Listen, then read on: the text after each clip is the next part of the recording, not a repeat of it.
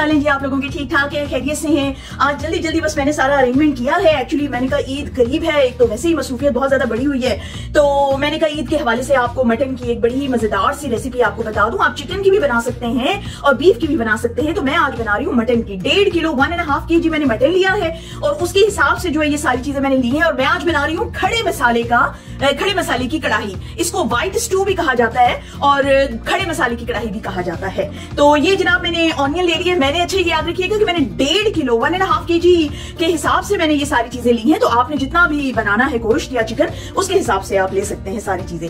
ये मैंने जनाब ले लिए हैं 4 टमाटर ले लिए हैं, मीडियम साइज के टमाटर हैं 4, उनको आधा आधा काट लिया है। और मैंने ये ले लिए तकरीबन मैंने 5 से 6 मीडियम साइज की प्याज ली है, अनियंस ली हैं, ठीक है। और इनको इस तरह से बारीक काट लिया है। और ये मैंने लिए तकरीबन 4 बड़े चम्मच जो है वो योगर्ट के लिए हैं, दही के।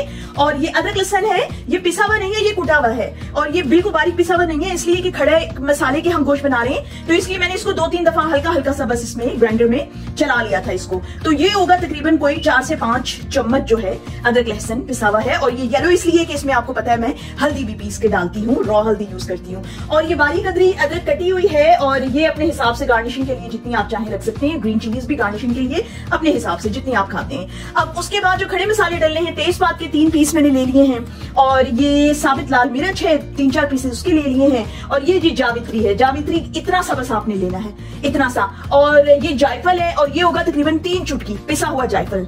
ये लौंग है, इसके तकरीबन 10-12 दाने ले लिए हैं। और ये है दालचीनी, इसके 3 दाने ले लिए हैं। और ये सफेद जीरा है और ये तकरीबन मैंने लिया है 1 चम्मच। और आधा चम्मच मैंने साबित लाल मिर्च ले ली है।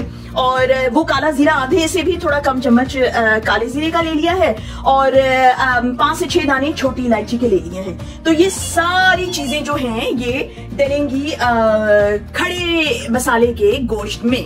और ये जी बादियान के फूल मैंने 3 ले लिए हैं, 2 लिए हैं एक्चुअली, 2 फूल हैं बादियान के। इसकी बड़ी अच्छी खुशबू जायका आता है, ये भी जरूर शामिल करें। इसमें से जो जो चीजें आपके पास हैं वो आप शामिल करें, लेकिन साबित होनी चाहिए और फिर भी आपका मजेदार बन जाएगा। मेरे पास ये सारी चीजें अवेलेबल है इसलिए मैं ये बना रही हूँ। तो आइए फिर शुरू करते हैं। जी जनाब, अब ये मैं पका रही हूँ इसको आज अपने एयर फ्रायर में। एयर फ्रायर ये एक्चुअली 11 in 1 है। इसमें डिफरेंट किस्म की चीजें होती हैं। इसमें बेकिंग भी हो जाती है, स्टीम भी हो जाती है, प्रेशर भी हो जाता है, स्लो कुक भी हो जाता है, सौटे भी हो जाता है, एयर क्रिस्प, ग्रिल, बहुत सारी चीजें हैं। तो मैं इसमें क्योंकि मैंने उसको प्रेशर देना है गोश्त को, तो ये प्रेशर कुकर भी है, तो इसलिए मैं आज इसमें पका रही हूँ। तो जी मैंने स्टार्ट कर दिया है। आप लोग समझेंगे इसको आप प्रेशर कुकर में ही बना रहे हैं। वैसे अगर आपके पास एयर फ्रायर है तो उसमें भी आप बना सकते हैं। इसमें जनाब पहले हम ले लेंगे ऑयल। ये ऑयल इसमें जरा ज्यादा पड़ेगा, जरा अच्छा लगता है, सालन बड़ा अच्छा सा बनता है इसमें ऑयल अगर ज्यादा डालें। इसमें तकरीबन कोई मैंने 1 कप के करीब मैंने इसमें ऑयल डाल लिया है।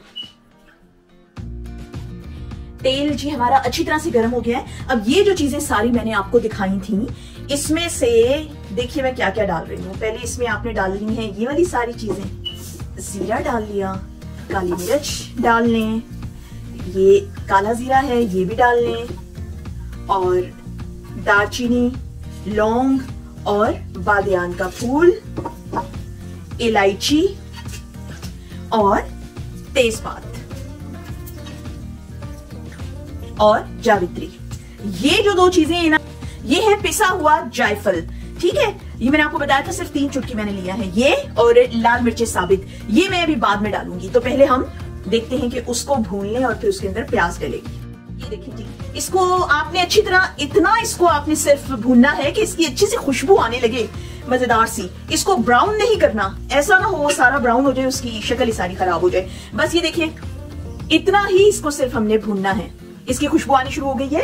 और अब इसके अंदर मैं डालूंगी प्याज। ये देखिए प्याज इसमें काफी सारी डलती है, जितनी ज्यादा डलेगी ना स्टू उतना ही मजेदार बनता है। बिस्मिल्लाहिर्रहमानिर्रहीम। ये देखिए जी, प्याज को अच्छी तरह इसमें जो है सौते ही करना है, इसको ब्राउन नहीं करना आपने। प्याज को हल्का हल्का गुलाबी गुलाबी सा रंग हो जाए बस प्याज का। ये देखिए, ये देखिए जी, ये सौटे हो गई है प्याज अच्छे तरीके से, पिंक पिंक सी हल्की सी हो गई है। इतना ही करना है इसको। अब इसके बाद इसमें हम डालेंगे अदरक लहसुन और हल्दी जो हमने कूट के रखी हुई थी। बिस्मिल्लाह। अदरक लहसुन को अच्छी तरह से भून लें। अदरक लहसुन जो है वो भुन गया है। अब इस मौके पे हमने यहाँ साबित लाल मिर्च डाल देनी है। अब साबित लाल मिर्च जो मैंने डाली है ये बहुत तेज है, आप अपने हिसाब से डालिएगा कि कितनी जो है मिर्चें आप लोग घर में खाते हैं उसके हिसाब से मिर्चें डालिएगा। हम लोग जरा स्पाइसी खाते हैं तो इस वजह से मिर्चें ज्यादा डलती है। इसके बाद जनाब हमने डालना है यहाँ पे मटन। ये मिक्स है, हड्डियों वाला भी है, चॉप्स भी हैं इसमें, दूसरी बोटियां भी हैं, बड़ा मजेदार सा माशाल्लाह अच्छा गोश्त है, तो वो हमने इसमें डाल लेना है। बिस्मिल्लाह।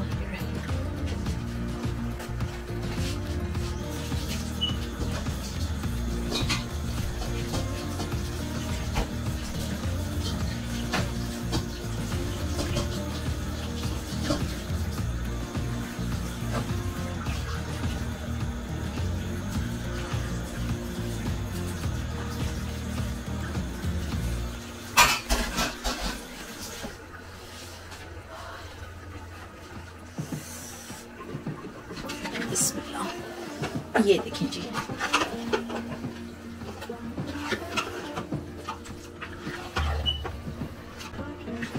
गोश्त को इसमें मिक्स करके अच्छी तरह से भून लें, गोश्त को भी भून लें बहुत अच्छी तरह से। गोश्त जो है वो अच्छी तरह से फ्राई हो गया है। अब इस मौके पे जो है आपने इसमें दही डालनी है।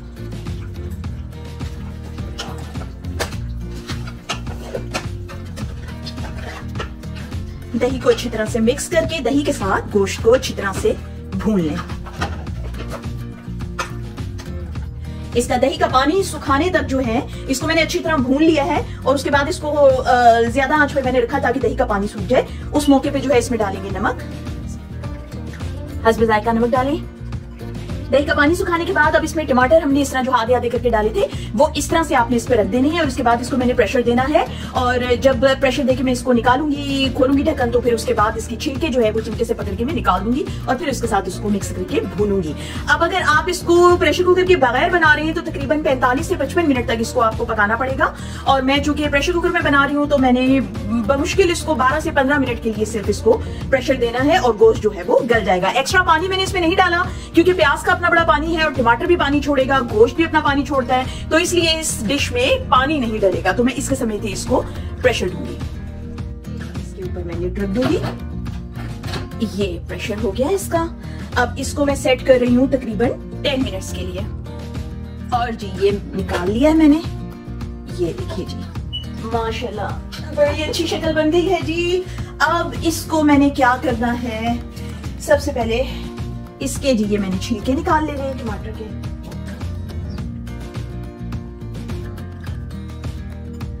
ये देखिए जी माशाल्लाह, ये देखिए। अब इसको जनाब मैं जो पानी इसमें रह गया है इसको मैं सुखाऊंगी और टमाटरों को इसके साथ मिक्स करके और ज्यादा भून लूंगी, फिर इसकी शक्ल सही नजर आएगी। ये देखिए जी पानी मैंने इसका सुखा लिया है, जो थोड़ा बहुत पानी इसमें था। और ये देखिए जी कितनी मजेदार ग्रेवी वाला जो है ये स्टू तैयार हो गया है। ये देखिए सारे खड़े मसाले हैं इसमें और आप इसकी शक्ल देखें बहुत प्यारी और इसकी खुशबू इतनी प्यारी फैली हुई है ना। अब इसको बिल्कुल हल्की आंच पे मैं तकरीबन 5 मिनट के लिए ढक के रखूंगी और उसके बाद मैं इसको डिश आउट करती हूँ। ये देखिए जी सालन हमारा तैयार हो गया है माशाल्लाह। और इसके ऊपर जी ये सजावट वगैरह करनी आपको पता है वो लाजमी होती है और अपने हिसाब से जो जो चीजें आपको पसंद है इसमें डालनी वो आप डाल लें। और आप यकीन करें कि आप बड़ी ईद पे जब ये बनाएंगे तो सब हैरान होकर पूछेंगे कि भाई ये क्या बनाया है, आखिर इस डिश का नाम क्या है। तो जायके में भी बहुत अच्छी है, खुशबू भी बहुत अच्छी पूरे किचन में फैली हुई है। आपको मेरा व्लॉग अच्छा लगा हो तो प्लीज लाइक कीजिए, शेयर कीजिए, सब्सक्राइब कीजिए मेरे चैनल को और कमेंट करना मत भूलें। ठीक है, नेक्स्ट व्लॉग तक के लिए इजाजत दीजिए। अल्लाह हाफिज।